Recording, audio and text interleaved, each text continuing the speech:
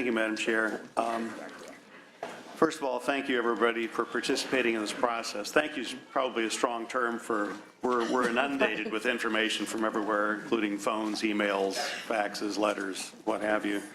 Having said that, public safety is probably the highest responsibility of government, and so we find ourselves wrestling with an issue that's complicated, particularly when it comes, when do you take personal freedoms and subject them to government mandates? And that seems to me what I'm wrestling with here. And I think another thing that happens with legislatures like this or deliberative bodies is often there are things where there is no right or wrong. There's right and wrong on both sides of the equation. So again, that just complicates it. Where is that freedom line? I will tell you I'm confused about many of this stuff, but some of it comes to, what about the parents who, for whatever reason, are not going to inoculate their children? As an education panel, and some of my colleagues have brought this up, how do we treat them? Are we going to basically be setting up a framework of regulations that forces them outside of the public education system? Because that's what it seems right now, unless I'm missing something.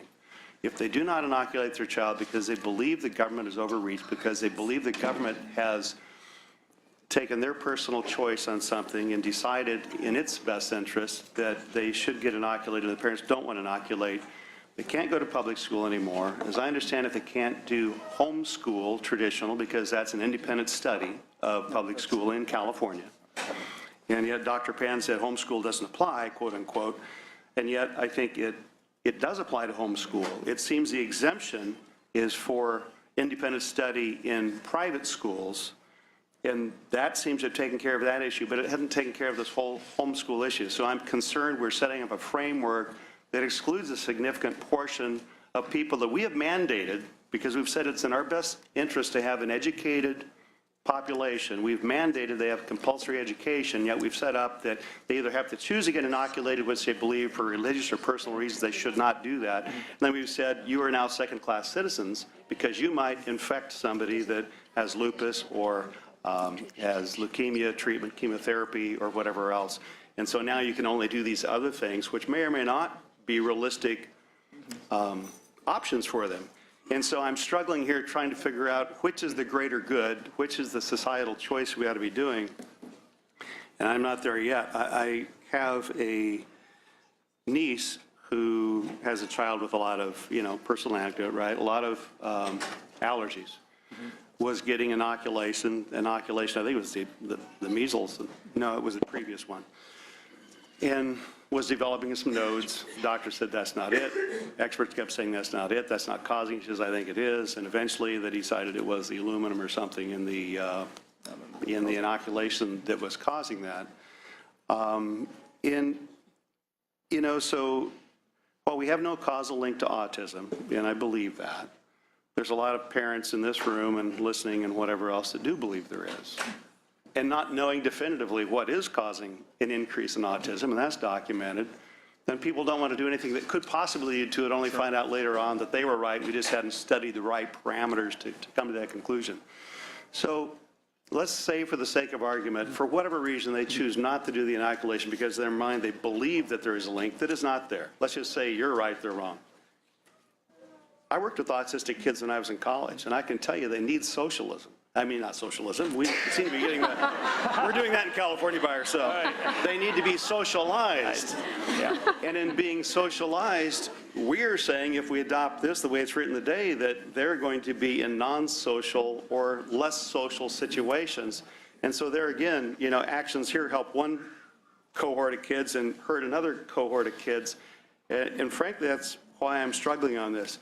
There was some, and I apologize, I missed the very first part of the discussion, but if I could, Madam Chair, I got a flyer from one of the physicians who I believe in his opposition here. I'd like to ask a couple of questions. Would that be possible? Of the opposition? Of the opposition to Dr. Pan's bill, yes. There is somebody at the table. Yes, you can address I don't your think questions. they're at the table. It's Dr. Sears, who's an MD.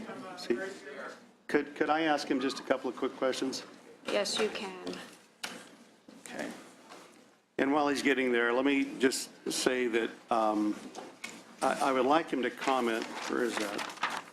On the chickenpox vaccine, we require at ages 1 and 5. So when they're 5 years old, and if I'm wrong, somebody else correct me, when they're 5 years old, they're entering the school-age kid. What is the warning that happens when they get that second, or actually both inoculations? Thank you for asking. Please identify yourself. I'm Dr. Bob Sears. I'm a pediatrician from Dana Point, California. Okay. Thank you. The FDA warning on the chickenpox vaccine, which states that those who are inoculated with the chickenpox vaccine can shed that virus for up to 6 weeks. They can give off that virus from their secretions to those around them for 6 weeks. So this is a big problem for those who are immunocompromised. This comes back to little Rhett, who was here, who was immunocompromised, who didn't want to be around infectious diseases. Children such as Rhett, bless his heart, I'm so glad he's with us, he shouldn't be around children who have just received the chickenpox vaccine for a 6-week period, according to the FDA guidelines. And I don't think schools, take any role in enforcing that sort of precaution. Most doctors don't warn people when they get a chickenpox vaccine to avoid immunocompromised children for 6 weeks. And so I feel like this is a very important, thing that you brought up, Senator Huff, and I appreciate you bringing it up. Okay. Okay. Thank you. You have another question, Senator Huff?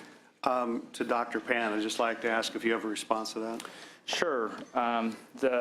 So the varicella vaccine, in fact, the CDC recommends that household contacts of people who are immunocompromised actually receive the varicella vaccine to protect them from varicella. Varicella is a very dangerous infection, particularly with people who have been treated with chemotherapy.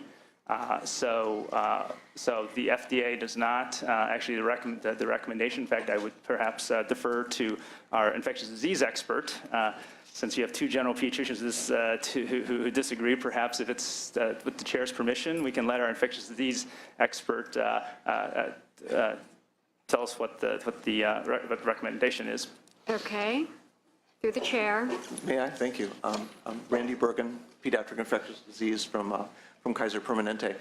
The FDA warnings, as they're described, set the highest possible bars for any particular risks.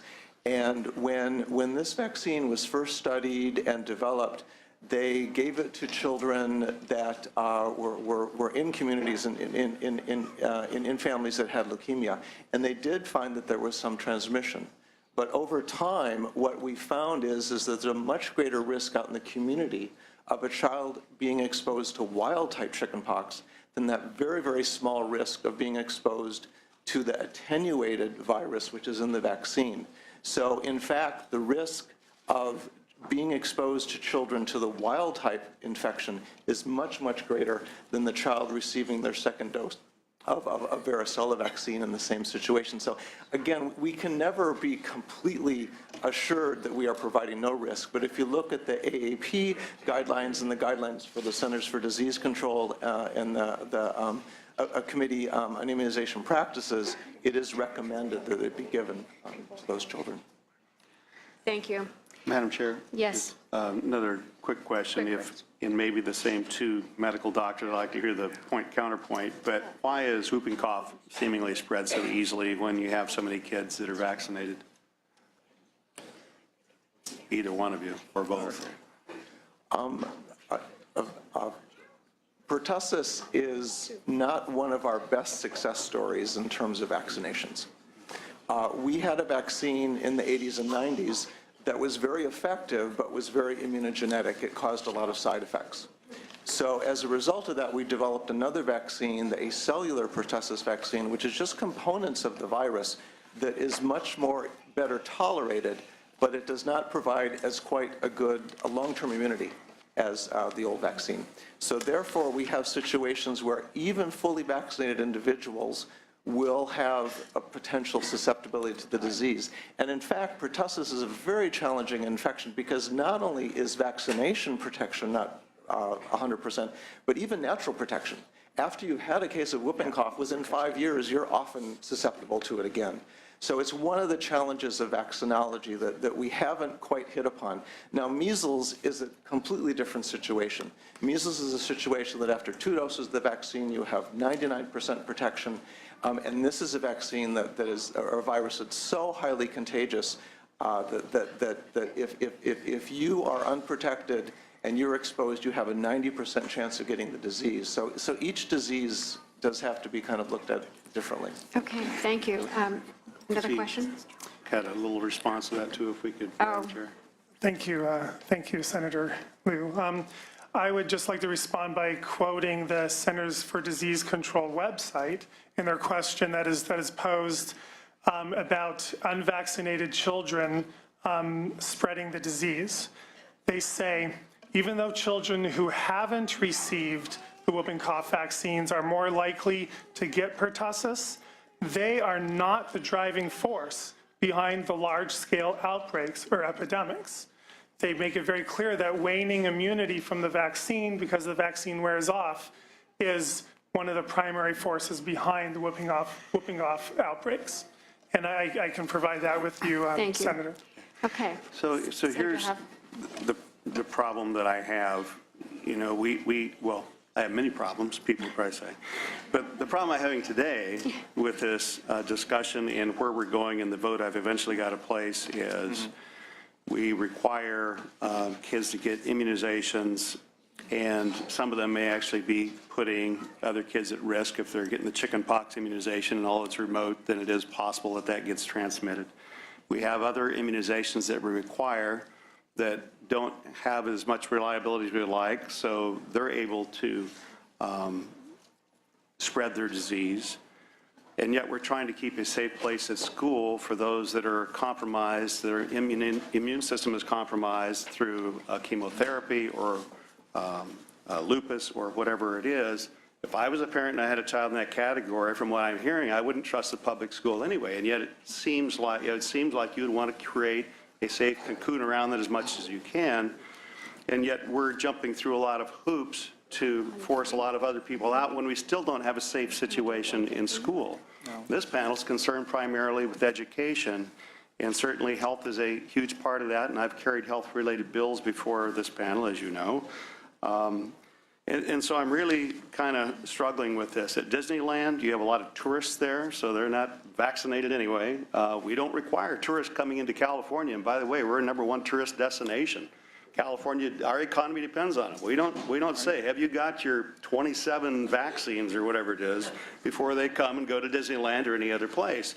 And so you're requiring our own parents to jump through hoops to do all these things in the interest of public health, and yet we're still exposed.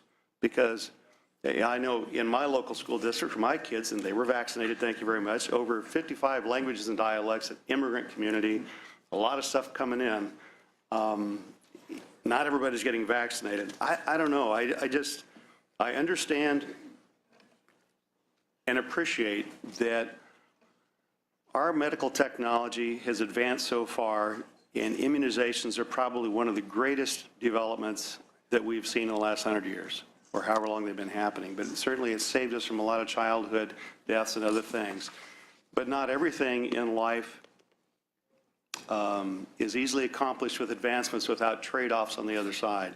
And so where I'm leaning right now and will probably vote is against your bill, because I think the trade-off of giving up personal freedoms, even if your child gets sick because of that personal freedom and personal choice, I think that that's a threshold that should be very carefully evaluated before we hand it over to a government mandate. And I don't believe we've reached that threshold yet.